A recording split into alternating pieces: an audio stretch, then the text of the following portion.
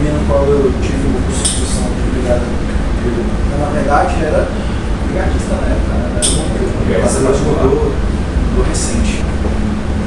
Eu ficava, na verdade, o curso em si, eu levei somente a pincelada inicial para atrair os novos combatentes ali que estavam no curso de formação a se impulsar um pouco mais e ter um pouco mais de conhecimento ali dentro da instituição. E algo que me incomodou, né?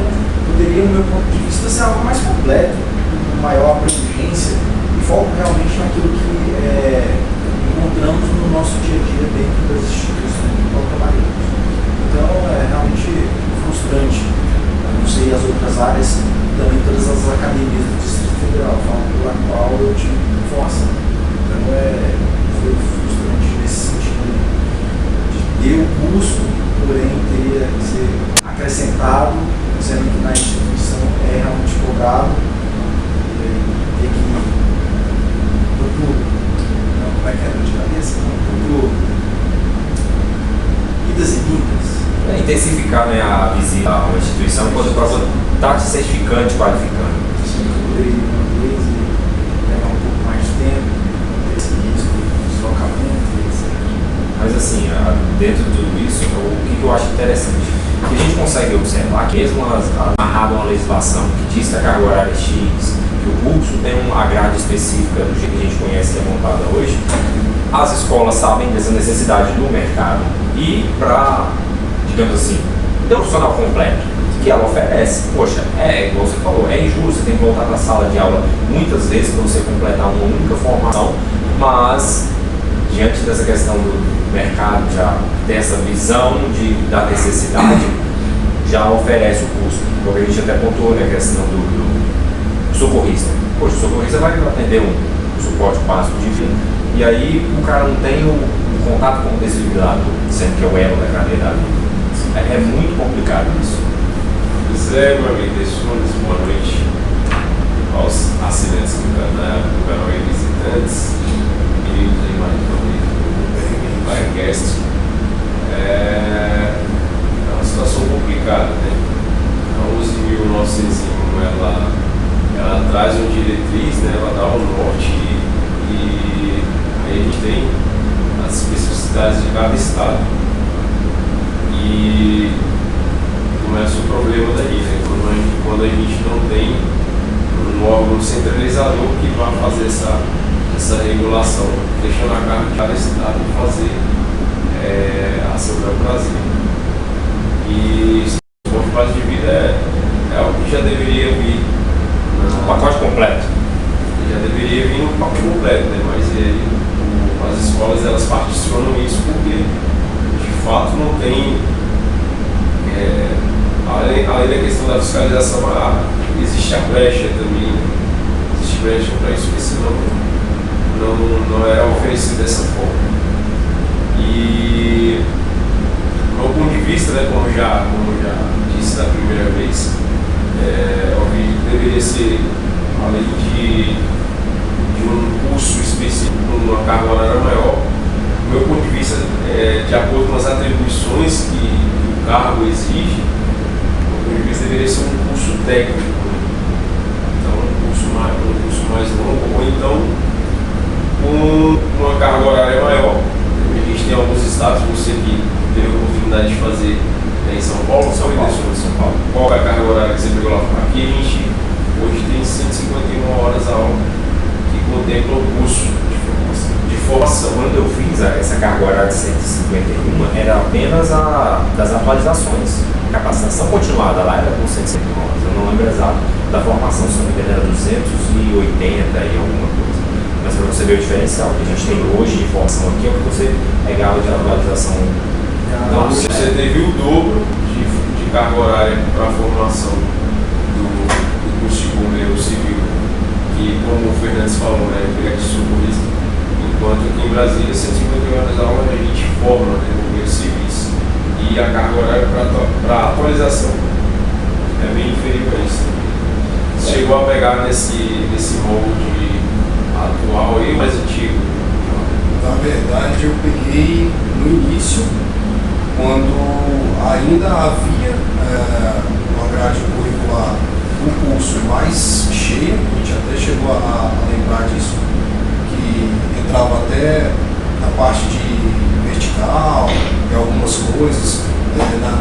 eu fiz ainda existia essa vertente do curso de levar o pessoal para fazer um rapel, alguma coisa assim, tudo muito superficial, mas havia.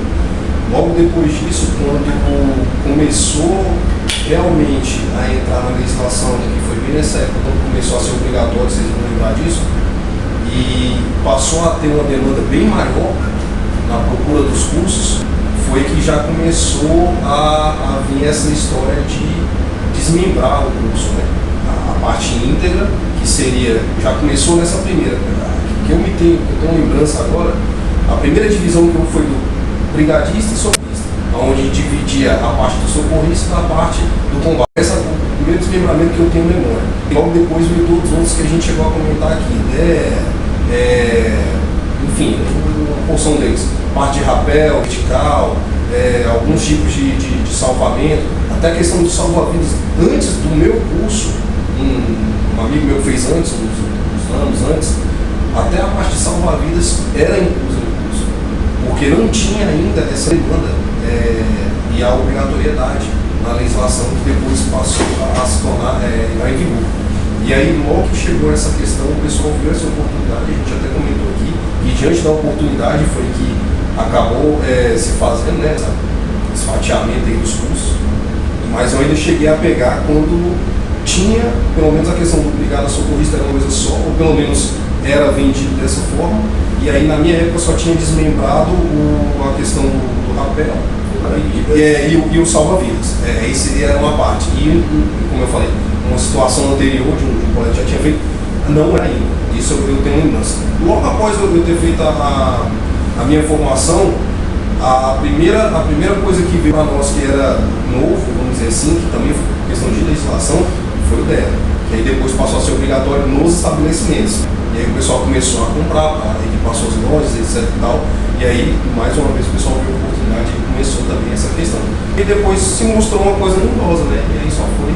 Mas uma coisa que você falou aí, Torres, que eu já meditei sobre isso também, acredito que alguns outros colegas já refletiram sobre isso. Com certeza a nossa área e a nossa formação, mesmo do jeito que está hoje, ela tem uma gama de informações suficiente para se tornar um tecnólogo. Certamente. Se você pegar na íntegra o que a gente estuda hoje, de fato, o que seria necessário, como foi colocado por vocês, para formar um bom profissional, tem material de sobra para formar um curso tecnólogo e isso ser colocado num outro patamar, como o pessoal disse, ser colocado num outro patamar. Eu acredito que tem sim esse material já hoje para nós e que até, de certa forma, debruçando mais sobre o assunto, se houvesse interesse de algumas partes em dar uma melhorada nesse material em relação a essa parte técnica, para que se tornasse um curso tecnólogo e trouxesse até para nós, que já somos profissionais da área, um certo reconhecimento a mais, já tem uma garantia de diversas formas, né? Eu acredito que seria bastante interessante. É claro que com isso vai mudar boa parte da decisão, como você falou, seria necessário um órgão regulamentador, uma visão bem mais séria, bem mais íntegra da profissão, que nesse momento aparentemente não é exatamente de interesse de alguns, né, que poderiam mover aí algumas situações a nosso favor. Isso é um pouco triste, mas esse ponto que você tocou aí eu acho essencial e talvez pudesse ser um futuro. Faz muito sentido, na verdade, a gente pensar dessa forma, um curso de bombeiro civil que se torne, quem sabe, um tecnólogo, alguma coisa mais palpável em relação a reconhecimento, eu acho. Há 10 anos atrás, quando... Pode falar isso. Só a título de curiosidade, qual foi a tua carga horária? Não vou lembrar de cabeça agora, mas ao todo deu quase 3 meses de curso. Deu quase 3 meses de curso. A gente estava falando de você estava aqui olhando para o seu da questão, né, com relação às cargas horárias. Hoje no estado do Rio de Janeiro são 80 horas para fazer a formação de um bombeiro civil. Cara, mínimo. Aí entra naquela questão de legislação, né? Então você citou que realmente precisa unificar essa legislação a nível nacional para que realmente tenha assim, um controle e uma qualidade também, né, do serviço prestado pela formadora da profissão em si. Então vamos lá.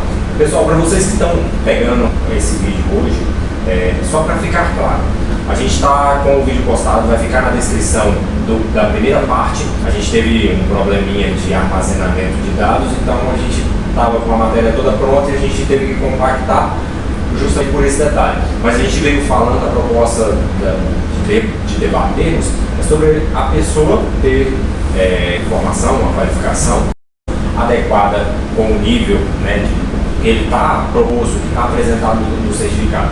E aí foi colocado para vocês, né, e o Thiago falou a questão do estado de Minas, Rio de Janeiro, está com 80 horas. Uma citação que a gente tinha feito na gravação anterior é justamente o seguinte: o Comitê 24 da ABNT foi muito feliz na reformulação que ela fez, tanto na 14801 como na questão, tem uma outra norma que agora me foge na minha cabeça, mas ela é específica da grade curricular, dos níveis específicos para cada formação, e ela traz a questão de não ser, digamos assim, ela não vem dizendo que você está fazendo uma reciclagem, como todo mundo conhece, ela vem com especializações. Você, a cada 2 anos, é proposto que você volte para a sala de aula, mas não para você rever o que você já tem na cabeça. A gente faz até a citação do Fabrício Nogueira, quem já é do campo conhece o que ele propõe, que o cidadão foi para a sala de aula uma vez, ele fez a formação, não quer dizer que passou 2 anos e já não é mais bombeiro, não é mais tecnólogo, não é engenheiro, ele é bombeiro, só que a legislação atual estava prevendo que ele precisava voltar para a sala para recertificá-lo. Hoje não, ele não precisa ser recertificado como bombeiro, ele precisa buscar especializações. E aí cai no que vocês estavam falando, né, de haver uma legislação centralizada. Como cada estado tem autonomia para que os órgãos regulamentadores façam normas específicas, então o negócio fica muito amarrado. A gente estava conversando aqui anteriormente que a gente não está fazendo crítica às escolas, aos instrutores, a gente está falando da questão da legislação, o quanto ela é amarrada, e aí fica o déficit, às vezes, no profissional, por conta disso. Ainda há pouco, assistindo até trechos do workshop, que também proposto pelo Fabrício Nogueira, de sair da caixinha do tetraedro, né? Esse foi o tempo que ele trouxe. Às vezes a escola ela vem com um protocolo tão amarrado que às vezes até o próprio instrutor fica, poxa, o conteúdo é o mesmo que eu dou há 20 anos, não sofreu alteração.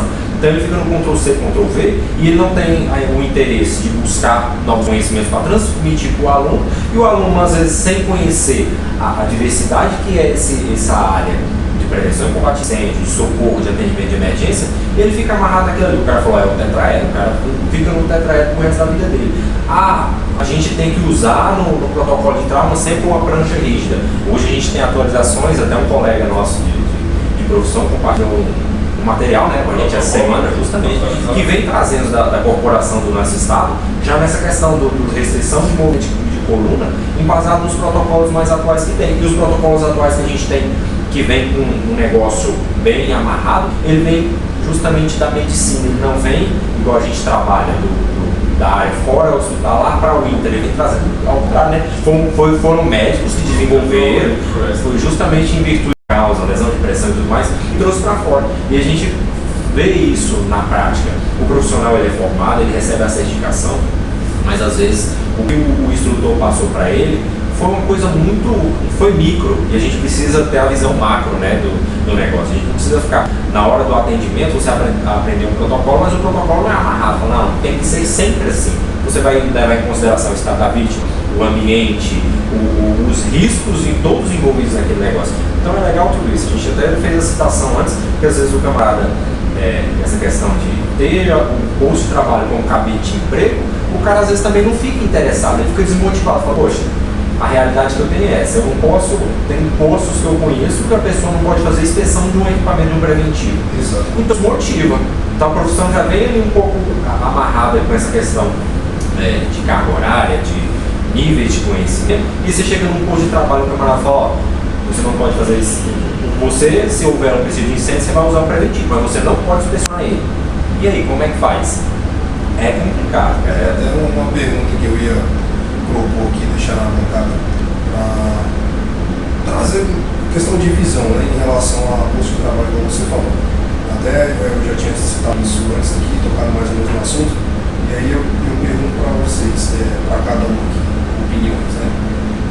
Qual o papel da empresa vocês consideram, o quanto na verdade, né, vocês consideram que há hoje em relação tanto à parte da grade curricular ficar amarrado, o interesse em ter essa grade curricular amarrada dentro de alguma coisa que seja segura, entre aspas, ou que que não, que de repente a empresa vai se adequar ao profissional que sai formado de forma X, ou seja, o profissional molda a empresa ou a empresa que tem moldado o mercado que forma um profissional? O que você acha? Olha, Anderson, eu tenho a visão seguinte, Anderson, eu tenho a seguinte visão. Tanto existe essa realidade da empresa, os contratantes aceitarem o profissional do jeito que ele já vem formado, existe também o contrário. Tem empresas que falam, não, isso aqui não é o suficiente, a gente sabe, o nosso próprio, onde a gente está ocupado, pede formações que não é aquela que a gente vê lá no básico, só que depende muito de quem está à frente da gestão.